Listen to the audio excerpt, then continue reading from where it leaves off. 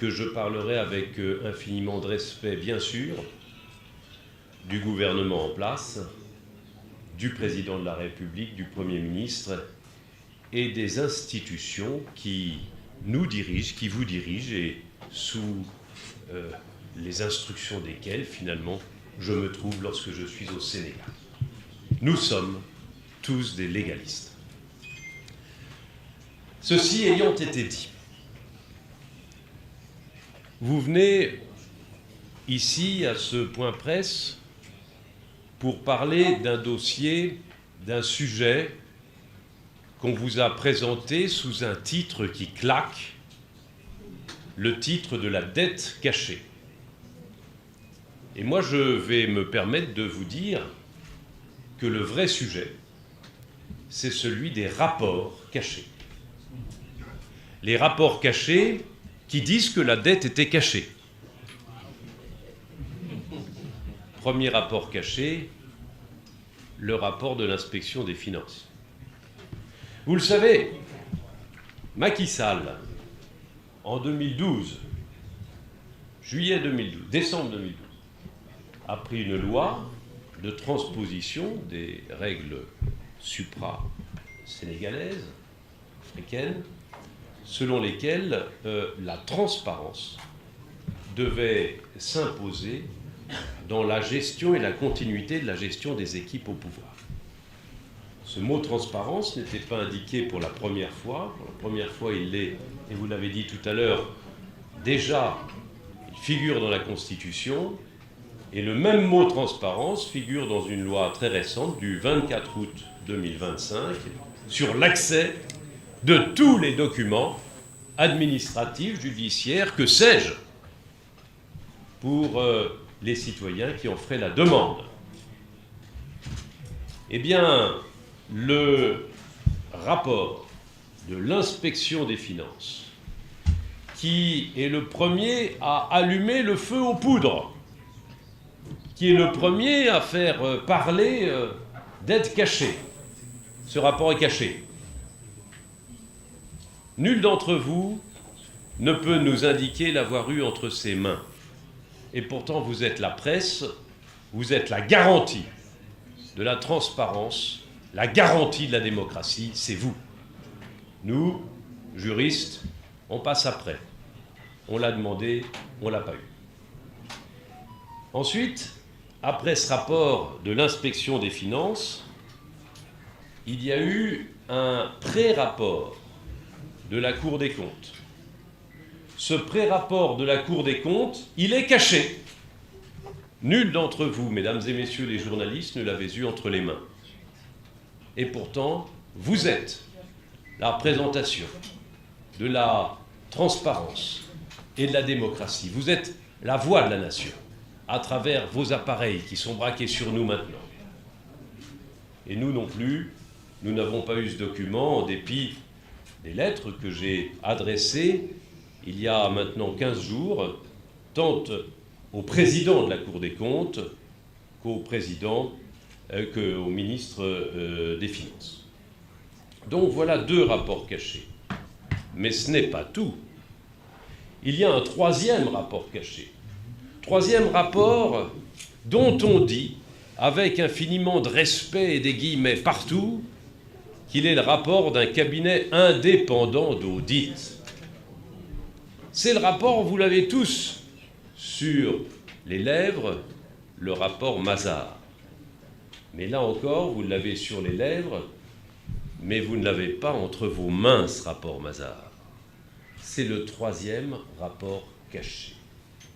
Et c'est d'autant plus grave que c'est le rapport d'un cabinet d'audit international qui se dit indépendant, qui se dit un peu la voix de Dieu pour le contrôle des choses. Eh bien, ce rapport, je ne l'ai pas entre mes mains. Je ne l'ai pas entre mes mains. Et j'ai d'autres observations.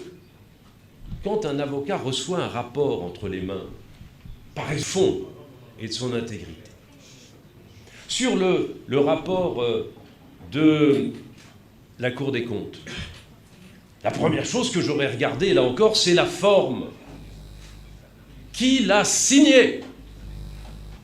Et j'apprends aujourd'hui par des indiscrétions, mais je ne l'ai pas, ce rapport, qu'il n'aurait pas été signé par l'Assemblée plénière, mais seulement par une des chambres. En tout cas, la certitude, nous l'avons par le rapport finalement définitif dont on a eu connaissance. Là encore, problème de forme. Vous me direz, on s'en fiche des signatures. Je vous répondrai non. Parce que si toutes les signatures ne figurent pas, ne serait-ce pas la raison d'imaginer que certains signataires auraient refusé de signer? Et quid pour le rapport Mazars? A-t-il été signé par les associés Mazars au Sénégal? D'ailleurs, la première chose que je me poserais, si j'avais ce rapport entre les mains, est-ce qu'un appel d'offres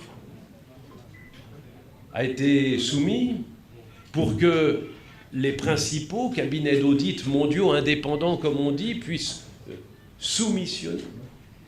On ne sait pas s'il y a eu un appel d'offres. Probablement non, parce que sinon on nous le dirait et on le saurait, à moins que là encore, l'appel d'offres ait été caché. Alors, toutes ces difficultés-là, elles font que, je le répète, nous sommes dans le cadre non pas d'un dossier de dette cachée, mais d'un dossier de rapport caché. C'est la première chose que je voulais vous dire. Rassurez-vous, il n'y en a que 3. La deuxième chose que je voulais vous dire, c'est que il y a un mot de Confucius que je n'arrive pas à lâcher de la boucle de ma tête depuis que je suis ici. Ce mot de Confucius est pour éviter la guerre. Il suffit de définir les mots. Alors, si vous voulez bien, définissons les mots et vous verrez qu'il n'y a pas de sujet. Le premier mot, c'est le mot dette. Qu'est-ce qu'une dette? Au niveau de l'État, en finances publiques, en comptabilité publique. Une dette, c'est l'émission de papier, comme on dit. L'État émet des papiers obligataires qui sont pris sur le marché à un taux qui dépend des agences de notation, tout le monde sait ça. Mais est-ce que on peut considérer que, tiens, parmi vous, en fin de mois, parmi nous, il nous arrive d'être dans le rouge bancaire.